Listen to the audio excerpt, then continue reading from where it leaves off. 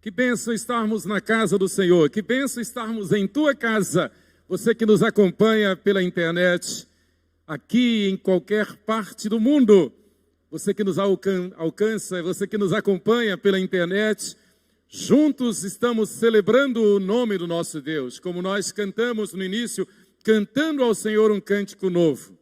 Louvado seja Deus. Eu saúdo a todos com a graça e a paz de nosso Senhor e Salvador Jesus Cristo. É por Ele, Jesus Cristo, que nós vivemos e nos movemos e existimos. É por Jesus Cristo, nossa única esperança, que nós vivemos e nos movemos e existimos. É por Ele que nós estamos aqui, trazidos, que fomos pelo Espírito Santo. E você que está em casa, ligado neste culto, o está pela graça e pelo poder do Espírito Santo.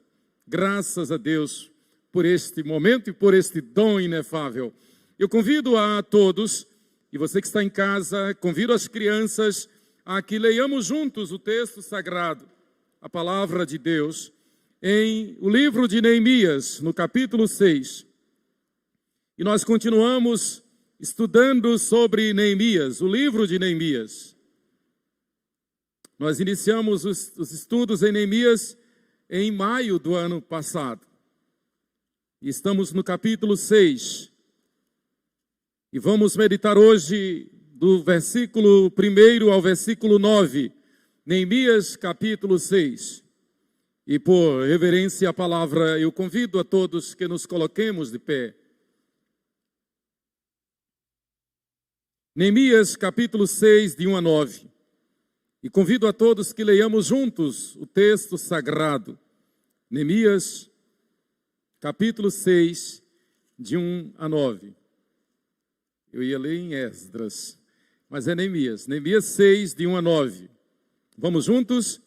Tendo ouvido Sambalá, Tobias, Gesem, o Arábio e o resto dos nossos inimigos, que eu tinha edificado o muro, e que nele já não havia brecha nenhuma, ainda que até este tempo não tinha posto as portas nos portais, Sambalá e Gesem mandaram dizer-me: vem, encontremo-nos nas aldeias, no vale de Ono. Porém, tentavam fazer-me mal. Enviei-lhes mensageiros a dizer: estou fazendo grande obra, de modo que não poderei descer. Por que cessaria a obra, enquanto eu a deixasse e fosse ter convosco? 4 vezes me enviaram o mesmo pedido. Eu, porém, lhes dei sempre a mesma resposta. Então, Sambalá me enviou pela 5ª vez o seu moço, o qual trazia na mão uma carta aberta, do teor seguinte: entre as gentes se ouviu, e Gesem diz que tu e os judeus intentais revoltar-vos, por isso reedificas o muro, e segundo se diz, queres ser o rei deles, e puseste profetas para falarem a teu respeito em Jerusalém, dizendo: este é rei em Judá. Ora, o rei ouvirá isso, segundo essas palavras. Vem, pois, agora, e consultemos juntamente. Mandei dizer-lhe, de tudo que dizes, coisa nenhuma sucedeu. Tu, do teu coração, é que o inventas, porque todos eles procuravam atemorizar-nos, dizendo: as suas mãos largarão a obra e não se efetuará. Agora, pois, ó Deus, fortalece as minhas mãos. Vamos dizer todos juntos outra vez esta última frase. Agora, pois, ó Deus, fortalece as minhas mãos. Outra vez. Agora, pois, ó Deus, fortalece as minhas mãos. Amém. Podeis sentar, que o Senhor aplique a sua palavra ao nosso coração, à nossa mente. Senhor Deus e Pai, é com temor e tremor que nós abrimos o teu santo livro. É com temor e tremor que nós meditamos na tua palavra.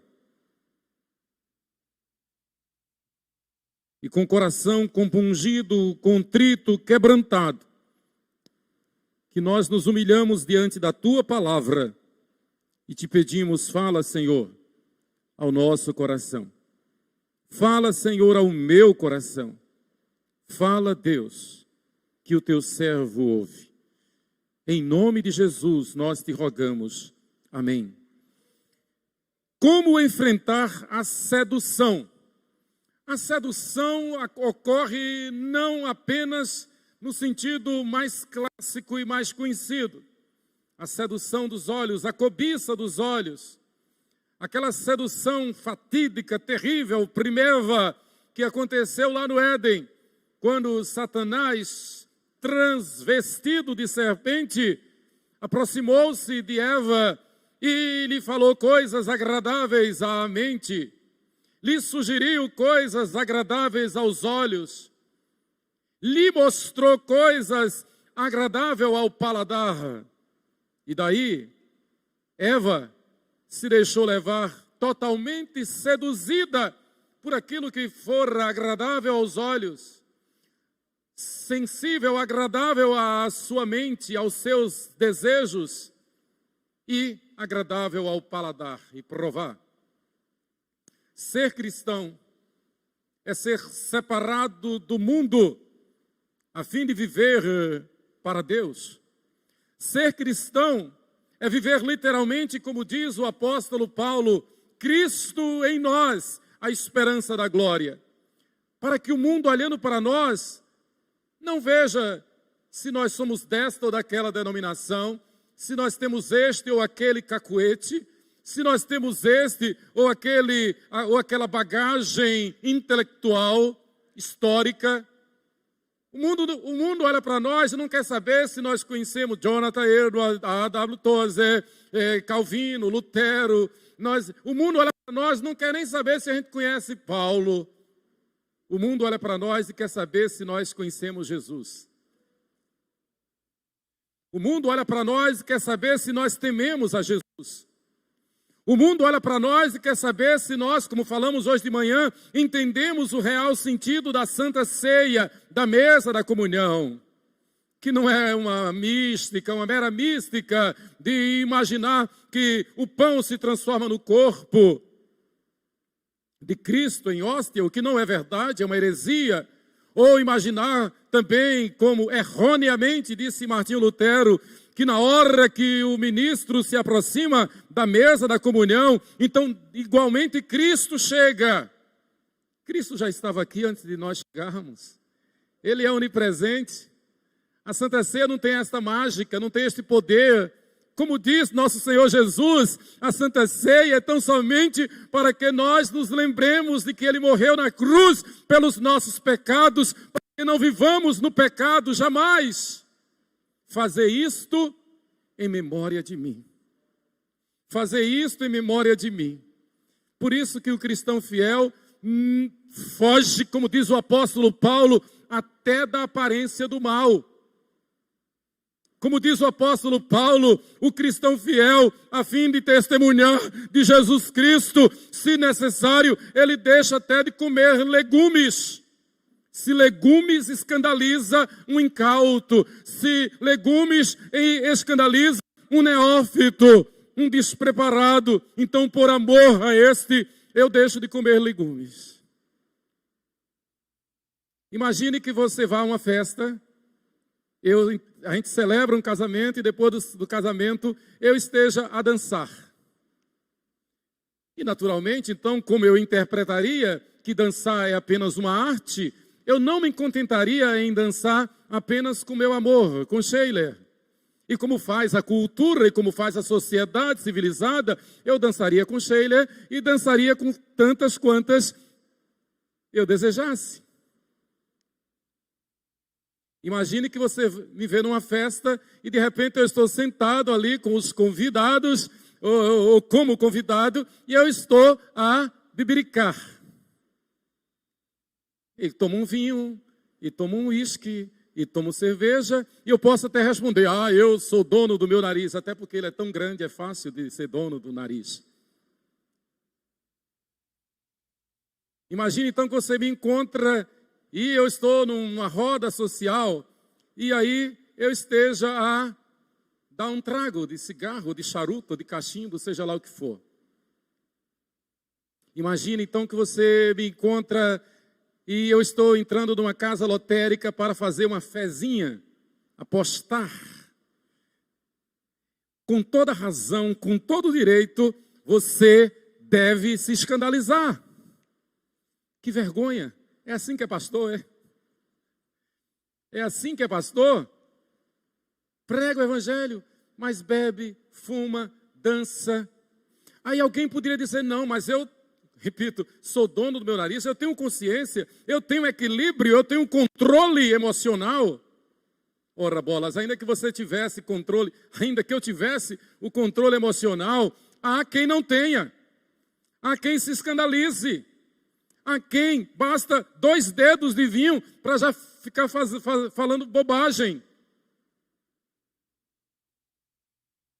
O homem não foi criado para ser polígamo.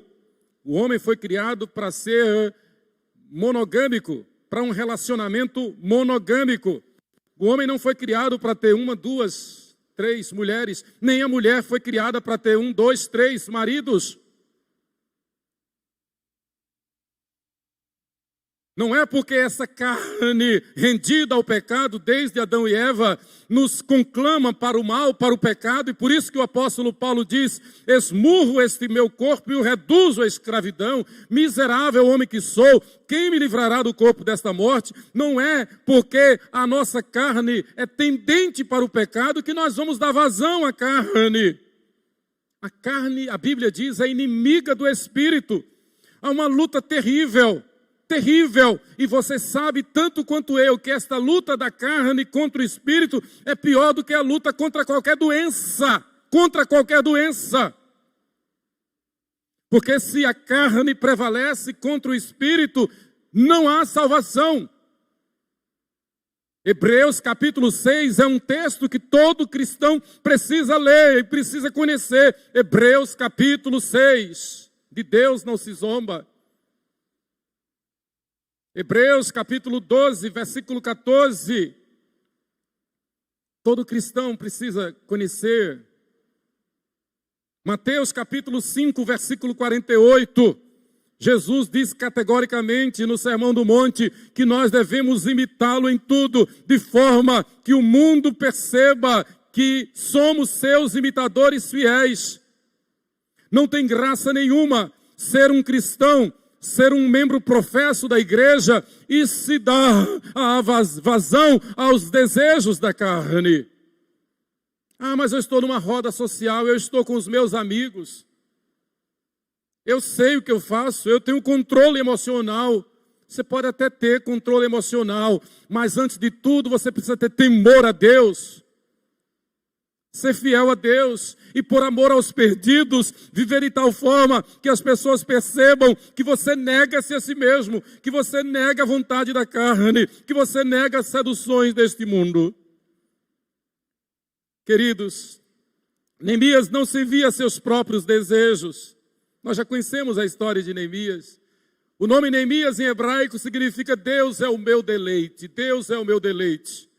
Ou seja, eu devo viver de tal forma para agradar não a mim, não aos meus desejos, não aquilo que seja agradável à minha mente, aos meus olhos, ao meu paladar.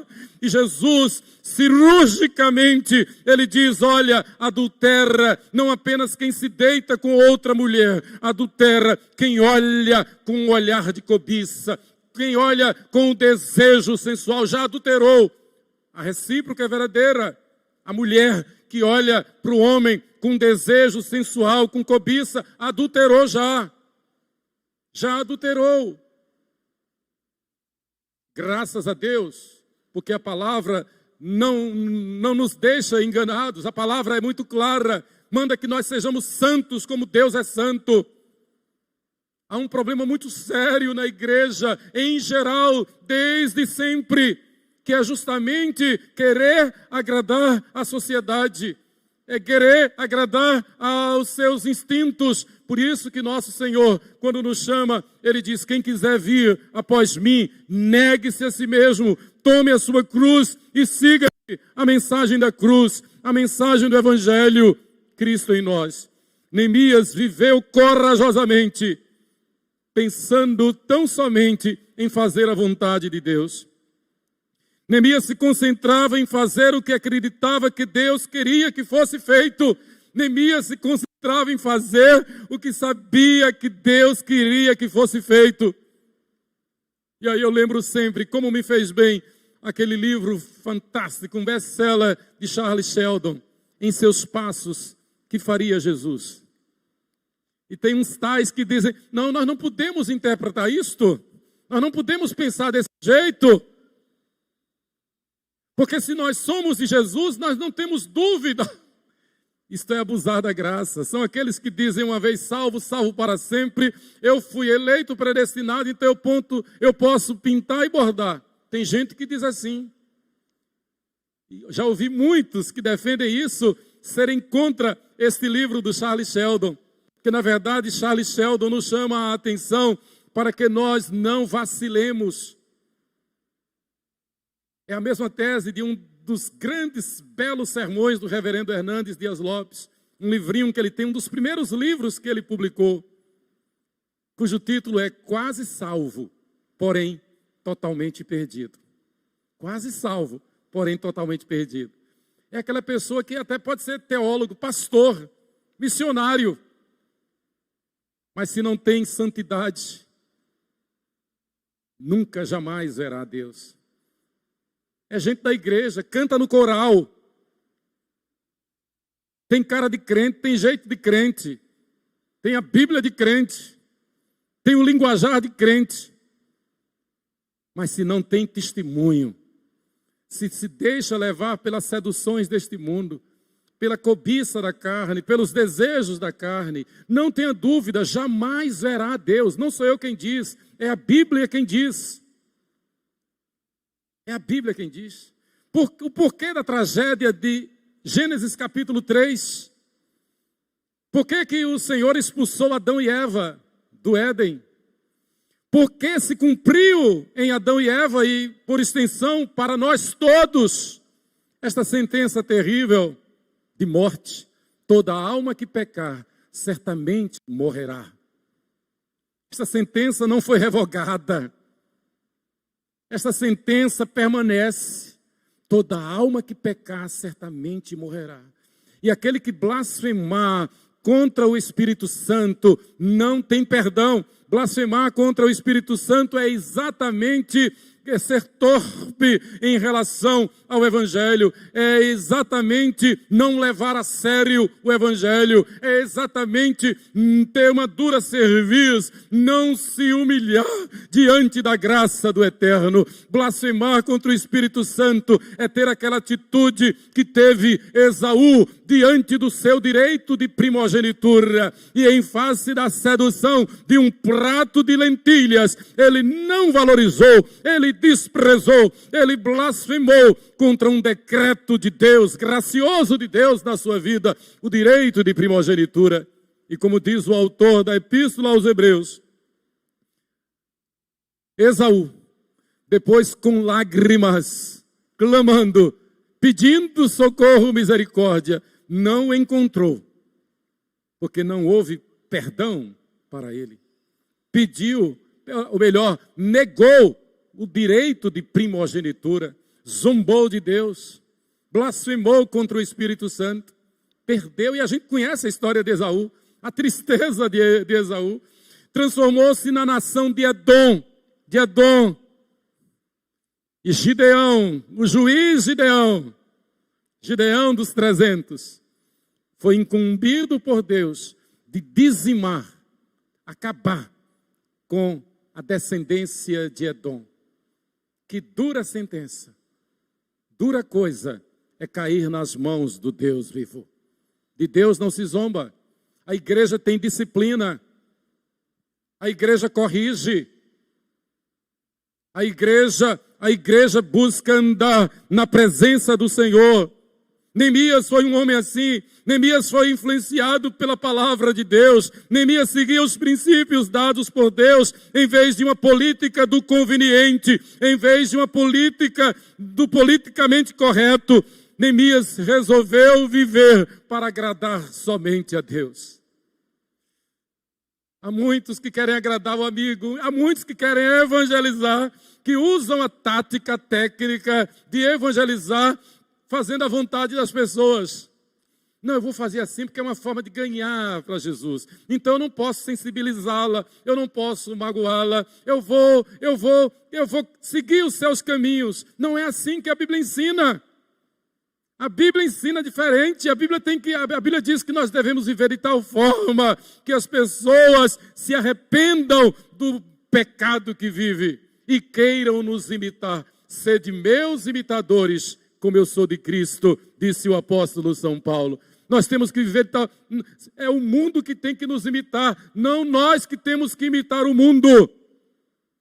O mundo tem que desejar seguir a Cristo por nosso intermédio. O mundo tem que reconhecer que na cruz do Calvário, nosso Senhor Jesus morreu a nossa morte, levou sobre si as nossas dores, não apenas para nos dar saúde física, mas para nos dar vida eterna. Na cruz, Ele levou o nosso vitupério, a nossa vergonha. Vitupério significa a nossa vergonha, a nossa maldade, a nossa ruindade, os nossos instintos, os nossos desejos maus. Vitupério, todos os meus pensamentos impuros que eu jamais teria coragem de mostrar a ninguém.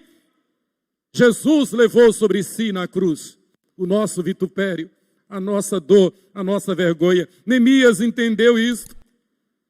Neemias é reconhecido na teologia bíblica como um tipo de Jesus, um tipo do Cristo, porque ele veio para restaurar, ele veio para reparar, ele veio para reconstruir, ele veio para dar uma nova vida a Jerusalém. Jesus veio para nos dar vida nova e vida eterna. Neemias capítulo 6 é o retrato ou o diagnóstico de como sofrem os fiéis servos de Deus. Em Neemias nós vemos a luta do humanismo contra o cristianismo, da impiedade contra a fé, dos instintos contra a unção do Espírito Santo, as seduções mundanas contra o temor a Deus, a pressão do medo contra a obediência a Deus. Nós vemos no texto que Sambalá, Gesem e Tobias usam da estratégia de amedrontar, de causar medo em Neemias. É a pressão do medo contra a obediência a Deus. É a pressa ou precipitação contra a paciência e submissão a Deus. Eu dou graças a Deus porque o Espírito Santo me ensinou a orar esperando no Senhor, descansando no Senhor. Eu dou graças a Deus. A melhor coisa é a gente esperar em Deus. A melhor coisa é a gente ouvir a voz de Deus. Eu aprendi na Bíblia que quando a gente ouve a voz de Deus, a gente não ouve a voz do mundo. E aprendo na Bíblia que as promessas de Deus, elas causam espécie ao mundo. O mundo odeia as promessas de Deus. O mundo odeia a bênção de Deus. O mundo quer chafurdar na lama do seu pecado. E o mundo vem então como serpente contra nós, como diz Pedro, como leão faminto ao nosso derredor, tentando nos devorar. É a pressão do mundo. Os desejos da carne, as seduções da carne, a concupiscência dos olhos, a soberba da vida, a religiosidade contra a verdadeira espiritualidade, a aparência contra a esperança, a conveniência contra a verdade. A verdade diz ser santo, a conveniência diz passe a mão na cabeça. A verdade diz ser santo, que espera no Senhor, a conveniência diz faça uma fezinha na loteria. O cristão fiel não joga, o cristão fiel não aposta, o cristão fiel não vive na dependência da sorte ou do azar. O cristão fiel não gasta o seu dinheiro naquilo que não é pão. O cristão fiel não vive à procura de ser rico por ser rico, não ama o dinheiro, porque o amor ao dinheiro é raiz de todos os males. E eu não conheço ninguém, não existe ninguém que vá fazer uma fezinha, que vá apostar na loteria, imaginando ganhar na Mega Sena ou sei lá o quê, imaginando que não seja por amor ao dinheiro, com cifrões nos olhos como tio Patinhas. O amor ao dinheiro é a raiz de todos os males. Neemias viveu esta luta da conveniência contra a verdade. Ele optou pela verdade, obviamente. As palavras de homens contra a palavra de Deus. As autoridades, os governantes daquela região, eles fizeram de tudo para afastar Neemias daquele ideal. Eles lançaram todo tipo de propaganda falsa. Eles lançaram todo tipo de medo contra Neemias. Mas Neemias não abriu mão nem 1 milímetro do desígnio de Deus. Neemias resolveu confiar somente na palavra de Deus. Os muros foram concluídos, mas faltavam as portas. As portas tinham que ser folheadas de bronze, era o costume na antiguidade. A história antiga mostra uma cidade que se prezasse, ela tinha que ter muralhas e portas de madeira revestidas de metal. E normalmente o metal usado era ferro ou bronze, exatamente para evitar que o inimigo tocasse fogo nas portas, que eram de madeira. As portas eram folheadas de bronze para resistir a qualquer incêndio. Leia comigo Jeremias capítulo 15, versículos 12 e 20. Só para entender o contexto, porque Neemias disse que estava fazendo uma grande obra. Jeremias capítulo 15, versículos 12 e 20. Pode alguém quebrar o ferro do norte ou o bronze? E aqui Jeremias está exatamente fazendo uma alusão. Quando as portas elas são fechadas de ferro ou de bronze, é impossível serem queimadas. Na verdade, é uma parábola que Jeremias está falando, dizendo que as portas de Israel já se abriram e por isso teria que ir para o cativeiro babilônico.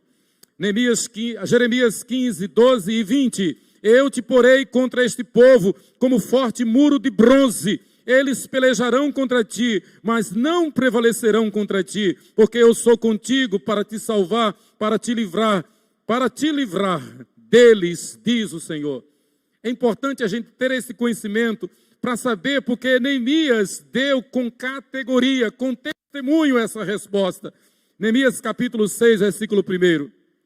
Tendo ouvido Sambalá, Tobias, Gesem o Arábio e o resto dos nossos inimigos, que eu tinha edificado o muro, e que nele já não havia brecha nenhuma, ainda que até este tempo não tinha posto as portas nos portais. Isso é um detalhe muito importante.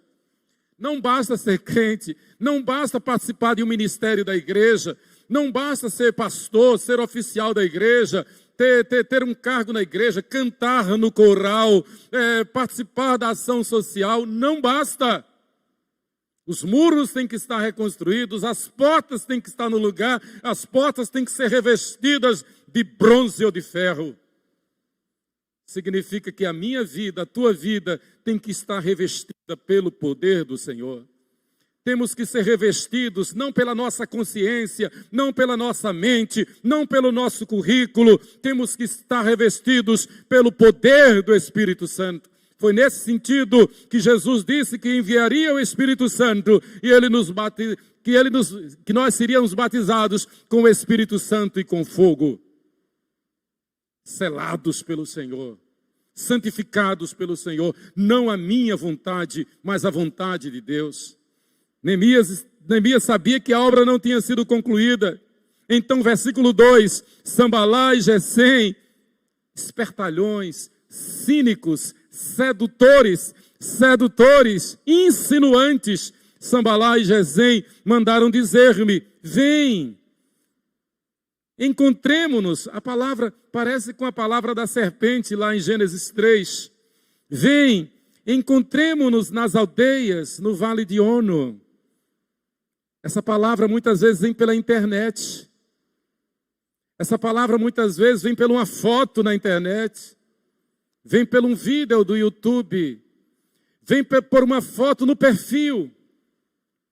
Ninguém quer saber o que você está fazendo na praia. Ninguém quer saber o que você está fazendo quando está a sós. Ninguém quer saber do teu corpo. Ninguém quer saber como está o teu corpo. Nem precisa, nem deve.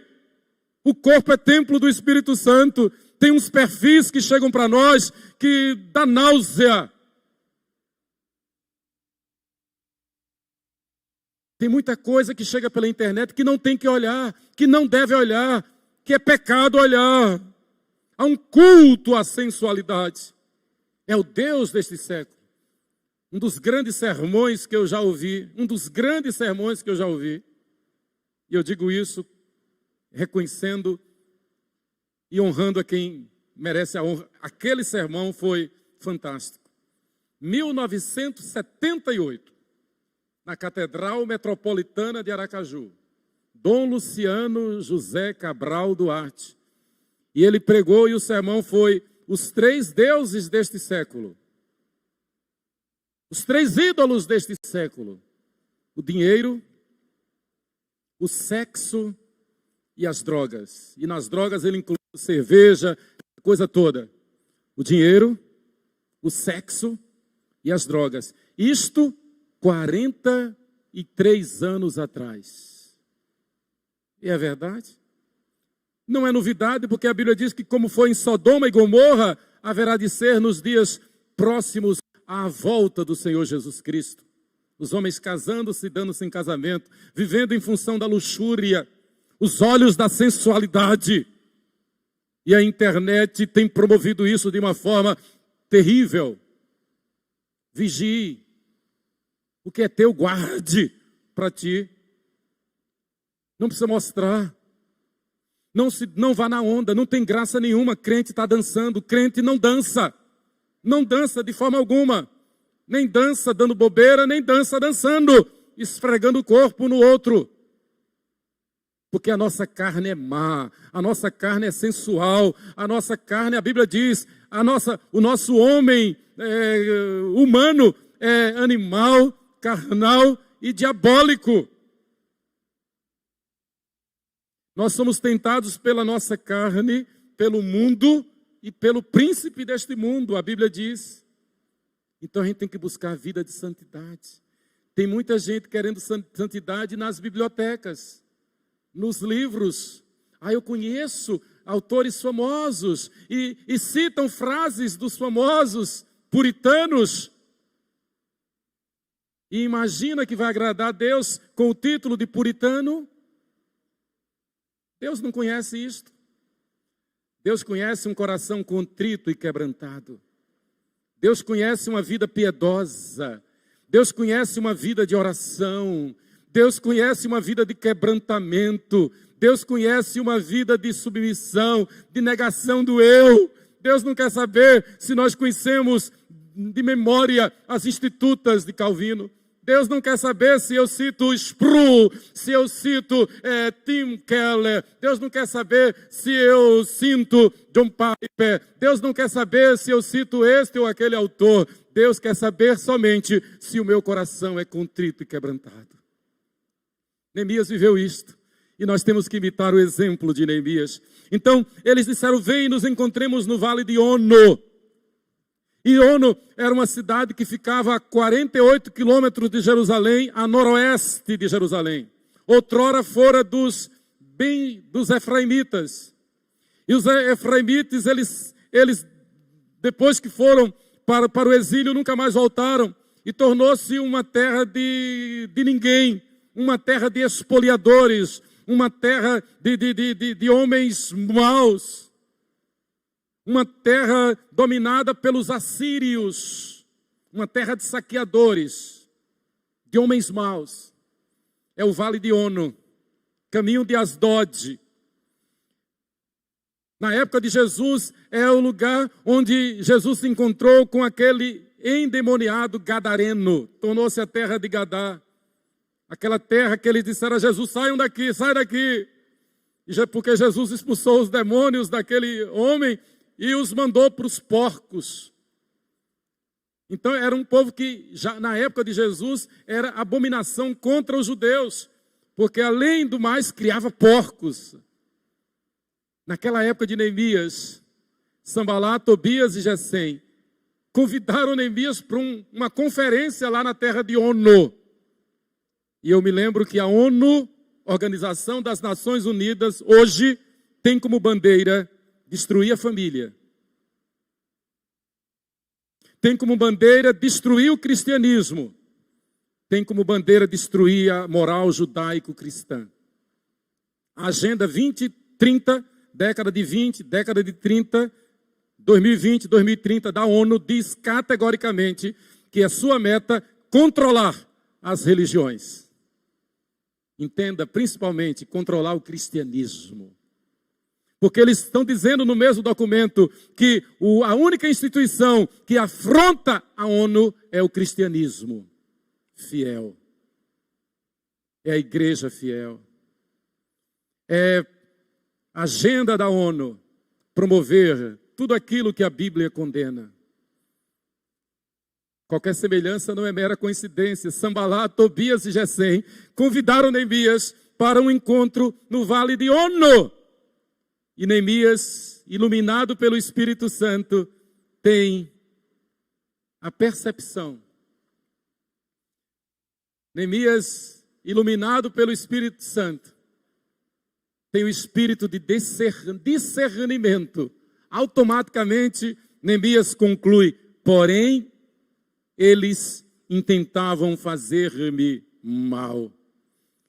Queridos, no versículo 3, Neemias então diz, enviei-lhes mensageiros a dizer, estou fazendo, e esta palavra é linda, estou fazendo grande obra. Estou fazendo grande obra, de modo que não poderei descer, porque cessaria eu a obra, enquanto a deixasse e fosse ter convosco. Eu estou fazendo grande obra, não tenho tempo para estar bebendo.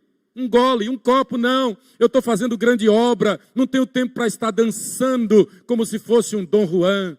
Eu estou fazendo grande obra, não tenho tempo para olhar aquilo que não deve, aquilo que não edifica. Eu estou fazendo grande obra, eu não tenho tempo para satisfazer aos desejos da minha carne. Não é pelo fato de eu ser pastor que eu estou incólume, pelo contrário, se você sofre tentação, nós pastores sofremos muito mais. Nós não somos de ferro. Nós temos instintos, hormônios, e um DNA que vem de Adão e Eva. Por isso que uma oração que eu faço sempre é, Senhor, não me deixe negligenciar a Tua palavra. Senhor, não me deixe negligenciar a oração. Senhor, não me deixe pensar que eu sou alguma coisa. Eu sou um miserável, pobre, cego e nu em mim mesmo. Nenhum bem eu teria se do alto não me fosse dado.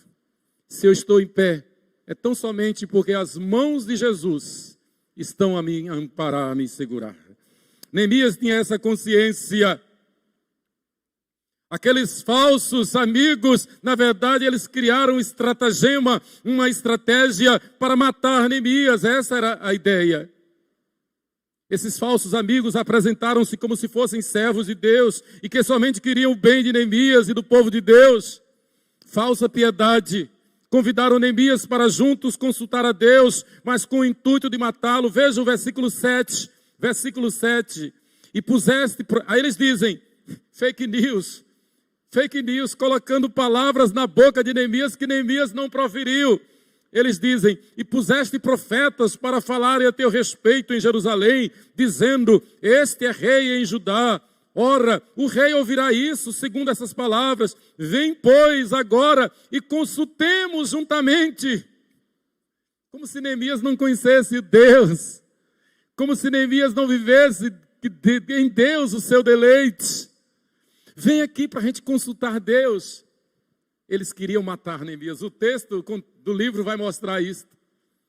Neemias escapa pelo poder e graça do Espírito Santo. Tem muitos que chegam com aparência de piedade, com cara de piedade, com palavras doces, mas na verdade são sedutores. Neemias nos ensina a resistir à tentação, a enfrentar a tentação. Como enfrentar a tentação? Em primeiro lugar, mantendo vida de oração. É o que nós encontramos nos versículos 1 e 2. Quando Neemias então conclui, eles intentavam fazer-me mal. Quando Neemias disse, eu não posso, porque eu estou fazendo uma grande obra. Quando Neemias conclui, não, os muros estão feitos, mas as portas ainda não estão no lugar. As portas só estarão no lugar, no grande e glorioso dia, quando das nuvens o arcanjo tocar a trombeta e então os fiéis subirem para se encontrar com o Senhor nos ares. Até aquele momento, até aquele dia, as portas ainda não estarão completadas, as portas ainda não estarão no lugar. Então nós não podemos abrir mão, nós não podemos fazer como a mulher de Ló, que olhou para trás e virou estátua de sal. Nós não podemos negar nosso Senhor. Mantendo vida de oração, somente quem tem vida de oração está apto para discernir as coisas espirituais. Ninguém precisou avisar Neemias de que aquela proposta, aquela oportunidade era indecente, era uma cilada. Quem tem vida de oração, tem vida de oração. Testemunha, demonstra isso. O problema é que a gente vê que tem muita gente boa na igreja, com cara de gente boa, com cara de agradável ao mundo, à sociedade. Não tem cara de oração. Isso é literal, tem que ter cara de oração mesmo. Tem que ter desejo de oração, tem que ter vida de oração, tem que ter espírito de contrição.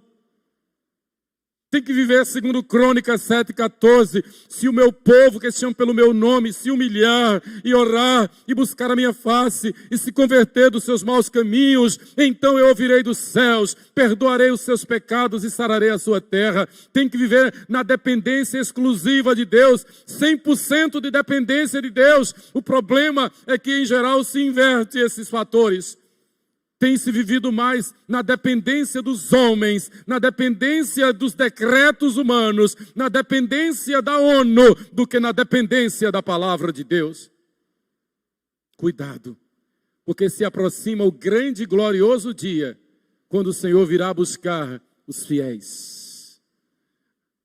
Cuidado, o Senhor está peneirando a igreja, não tenha dúvida. Deus, muitas vezes, Ele se serve de terceiros para nos falar, como os pastores, os pregadores. Mas, neste caso, Deus falou diretamente ao coração de Neemias. Foi uma resposta automática, online de oração. Neemias percebeu, eles intentavam fazer-me mal. O Espírito Santo revelou a Neemias e ele então concluiu. Resposta de uma vida de oração. Não é exagero dizer que nós somos tentados à sedução o tempo todo. É o sex appeal, é o apelo do sexo, é o apelo do dinheiro, é o apelo da confraria, da bebida. Nós não somos deste mundo, nós não temos que fazer concessão a este mundo. O nosso prazer está em Deus, Deus é o meu deleite. O problema é que na prática, irmãos, a gente vê pessoas se empolgando mais com Palmeiras, com Santos, com Flamengo, com o futebol, até com novelas, do que com a casa de Deus, do que com a palavra de Deus, do que com o testemunho do Evangelho. Vejo cristãos, gente boa, que na hora do culto, na hora da oração, parece que estão doentes. Parece que estão doentes, desanimados, no mínimo. Mas na hora do futebol é uma alegria, na hora do futebol é um regozijo, na hora é uma emoção. E eu não vejo a mesma emoção na hora da oração. Aliás, não tem nem comparação. Eu não vejo nenhuma emoção na vida de oração. Na casa do Senhor, no testemunho do Evangelho. Eu vejo uma empolgação, por exemplo, para satisfazer aos desejos, nos luxos da vida, nos bons restaurantes, nas boas viagens, nas viagens intercontinentais, nos grandes cruzeiros, nos grandes prazeres. E vejo a mesma empolgação, a mesma animação em dizer: eu estou fazendo grande obra. E esta obra é a obra da igreja. Que alegria quando nós vimos hoje o orçamento e os presbíteros conversamos que já podemos fazer a reforma do templo. A reforma do templo, novas salas, novos toaletes, nova cozinha, nova copa. A sala, a tão sonhada sala do conselho. A reforma das salas. Que alegria! A expansão. o serviço, investir em novos missionários, ter novos missionários para quem possamos mandar mais ofertas. Que bênção quando vimos quanto a igreja investe em missões. Estamos fazendo uma grande obra como Neemias. Queridos, não é exagero dizer que nós somos tentados à sedução o tempo todo. O inimigo não dá trégua, é a sedução da preguiça, a sedução da negligência na oração, a sedução da negligência na leitura da palavra de Deus, a sedução dos desejos da carne, a sedução de publicar fotos que não devem ser publicadas, de olhar fotos que não devem ser olhadas, a sedução de colocar no perfil uma foto que não devia ser colocada. A única vacina contra a sedução é uma vida de oração e de temor a Deus. Como resistir à tentação? Em segundo lugar, sendo prudente. Primeiro, tendo vida de oração. Segundo, sendo prudente. Vejamos os versículos 3 e 4.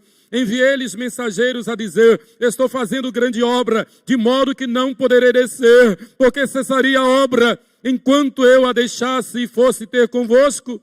4 vezes me enviaram. 4 vezes me enviaram o mesmo pedido, eu, porém, lhes dei sempre a mesma resposta.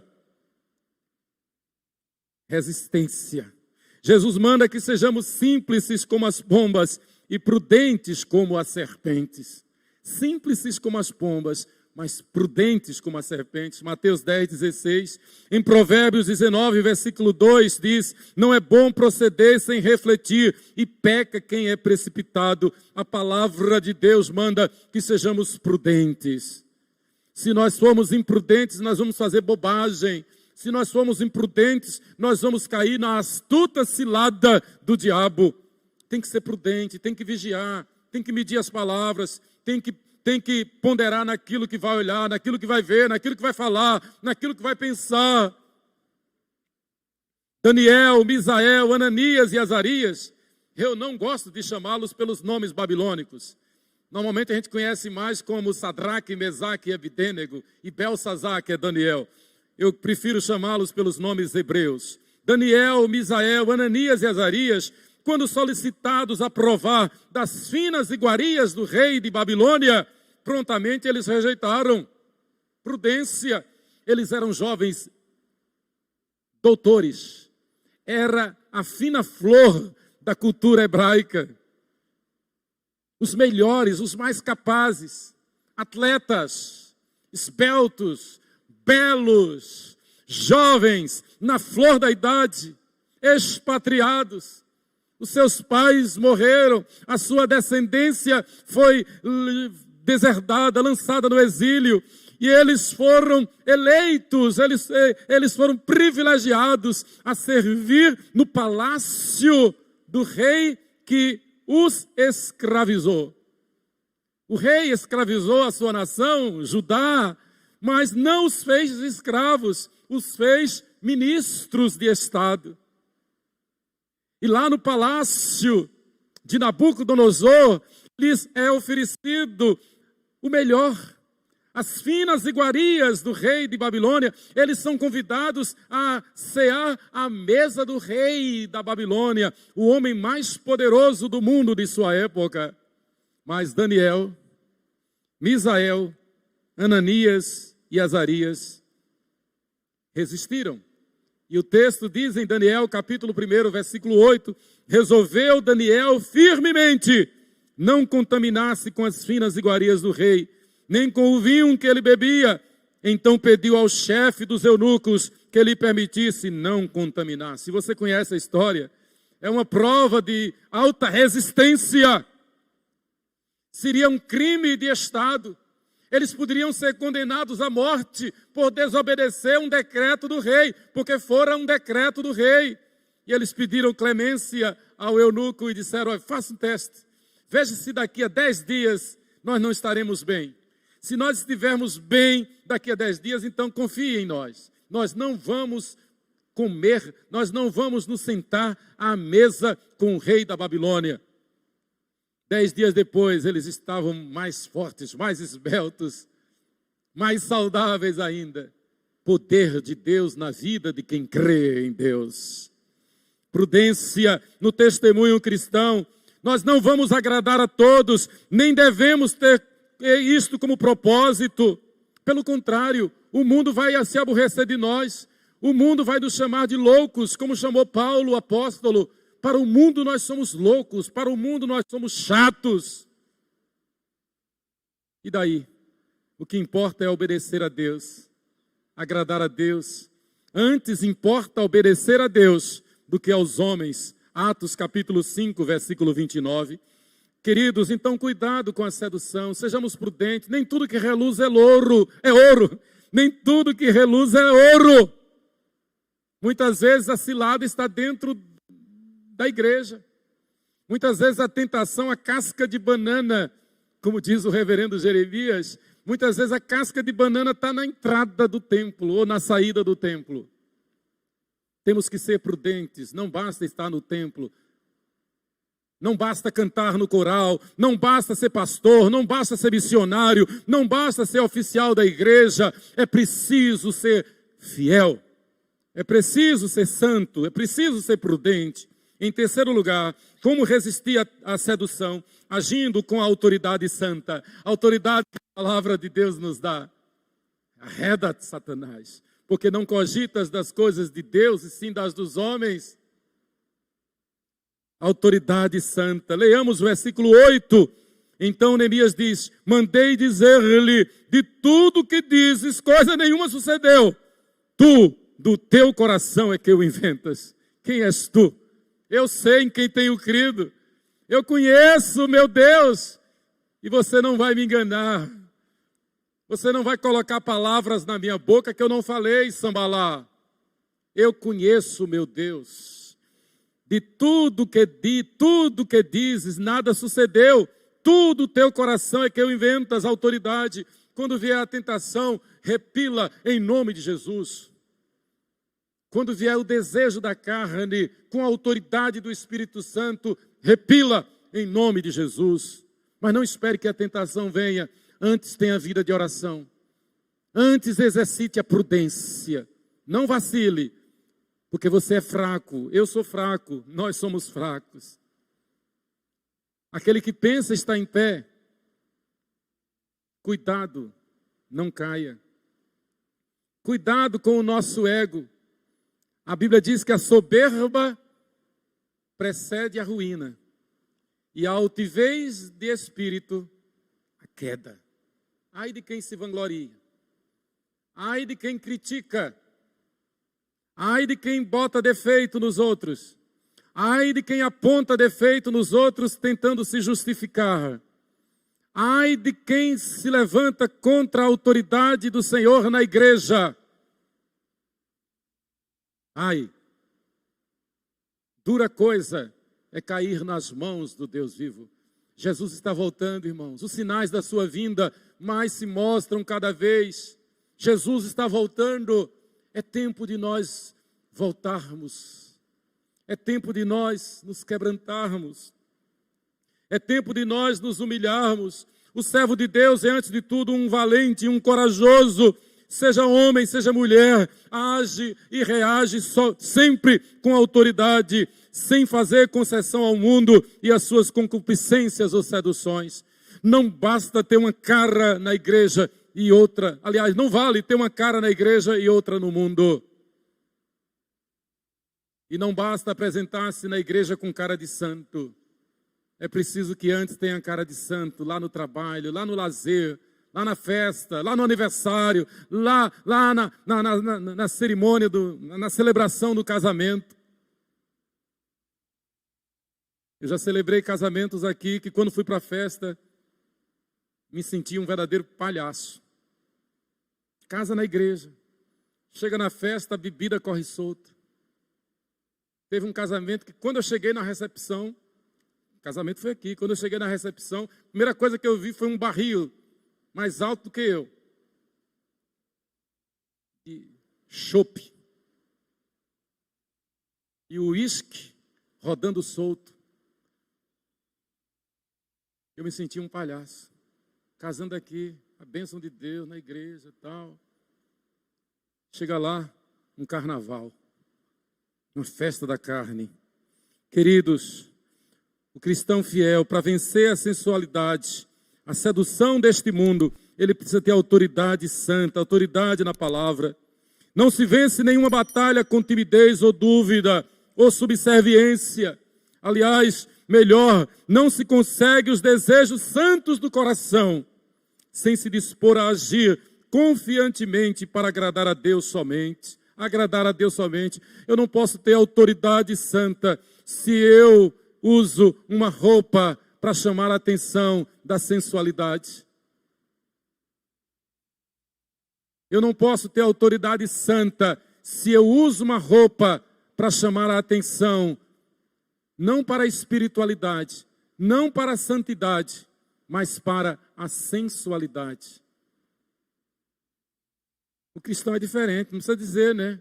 O cristão é santo, é separado do pecado para Deus. Como diz o apóstolo Paulo, para viver em santidade e novidade de vida. Segundo aos Coríntios 5,17, quem está em Cristo, nova criatura é. As coisas velhas já passaram, eis que tudo se fez novo. A gente tem que esmurrar o nosso velho homem, como diz o apóstolo São Paulo. Reduzi-lo à escravidão. O Salmo 37,4 diz essa palavra tão abençoadora.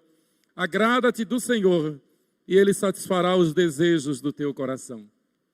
Agrada-te do Senhor, não do mundo, não dos instintos, não da vontade da carne, mas do Senhor, e Ele satisfará os desejos do nosso coração.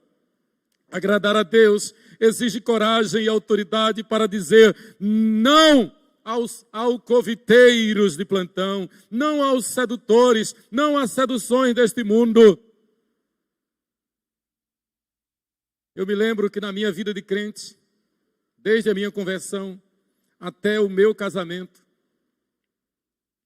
eu enfrentei muitas batalhas,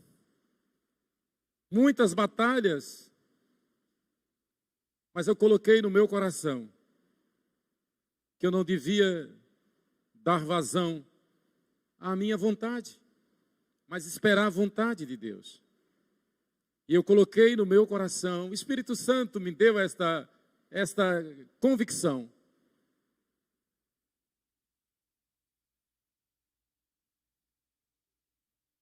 De que a pessoa com quem eu deveria me casar seria antes aprovada por meus pais. Eu entendi isso. E com o tempo eu entendi também que deveria ser aprovada pelos meus pais e pelos pais dela. E pela graça e misericórdia de Deus, quem primeiro viu a mulher que Deus me deu para ser minha esposa, foram meus pais. Eles a viram e chegaram para mim e disseram, nós vimos uma moça que parece que dá para ser tua esposa. Eu fiquei um tanto curioso. Embora eu já tivesse, como dizia a mamãe, para lá de Bagdá. Eu já estava virando o cabo da Boa Esperança. Mamãe dizia que eu já estava um vitalino. Porque eu tinha 27 anos e nunca tinha namorado. Primeira namorada. Quem viu foi papai e mamãe. Eles viram Sheila e disseram, achamos a herança do Senhor. E por misericórdia, onde abundou o pecado, superabundou a graça. Onde abundou a feiura, abundou a beleza. Meu apelido no seminário era todo feio. Mas eu nunca achei ruim. Eu acho que no fundo eu sabia que eu seria recompensado. Para um todo feio, uma toda bela. Eu quero dizer com isso que a melhor coisa é esperar em Deus. A melhor coisa. Não faltaram ofertas, não faltaram oportunidades. Mas a melhor coisa é esperar em Deus e agir com a autoridade do Espírito Santo. Na hora certa, no tempo certo. Então, cuidado com os alcoviteiros de plantão, com os sedutores deste mundo, com as seduções deste mundo. Espere, agrada-te do Senhor e Ele te concederá os desejos do teu coração. Neemias não foi à luta, Neemias não foi para a conferência em Ono, 48 quilômetros a noroeste de Jerusalém. Neemias não atendeu ao fake news de Sambalá, Tobias e Gesem. Neemias, pelo contrário, respondeu na autoridade da palavra. Como deixaria eu tamanha obra? Eu estou fazendo grande obra, eu não posso parar. Estou fazendo a obra de Deus. Queridos, eu quero concluir. Diante das seduções deste mundo, e como parte das investidas do maligno contra nós sofremos com toda a sociedade. As pessoas estão, e a cada dia vão sofrer mais, não tenho dúvida, não vai passar. Vem uma nova onda, vem um novo sofrimento. Quanto mais se aproxima, os cálices do Apocalipse estão sendo derramados. Os cavaleiros do Apocalipse estão soltos. Os sinais são claros de que Jesus está voltando. Não confie no homem. Não imagine um elixir de longa vida, porque não existe. A nossa esperança está no céu, a nossa fé está em Deus, e o amor está em Deus somente. Fé, esperança e amor em Deus somente. Para onde iremos se só Deus tem as palavras da vida eterna? O que eu quero dizer, não ponha a tua confiança no homem, ponha a tua confiança somente em Deus. Descanse nele. Porque é imperativo que tenhamos esta confiança e segurança, porque quanto mais os dias se aproximam do retorno do Rei Jesus, mais e mais nós vamos ser tentados a negar a fé. Esse é o problema. Mais e mais nós vamos ser tentados, como Sambalá, Gesem e Tobias, a ir para uma conferência no Vale de Ono. Está aqui. Mais e mais nós vamos ser tentados a seguir a Agenda 2030 da ONU. Então é hora de nós exercitarmos, resistindo às seduções, com vida de oração, com prudência e com autoridade santa. Imitemos o exemplo de Neemias. Deus é o meu deleite, e assim venceremos as seduções deste mundo. Neemias 6, versículo 9. Porque todos eles procuravam atemorizar-nos, dizendo, as suas mãos largarão a obra e não se efetuará. Agora, pois, ó Deus, fortalece as minhas mãos, mantendo vida de oração, sendo prudentes e exercendo autoridade santa. É tempo de nós voltarmos para o Senhor. É tempo de entendermos que Jesus Cristo é o único Senhor.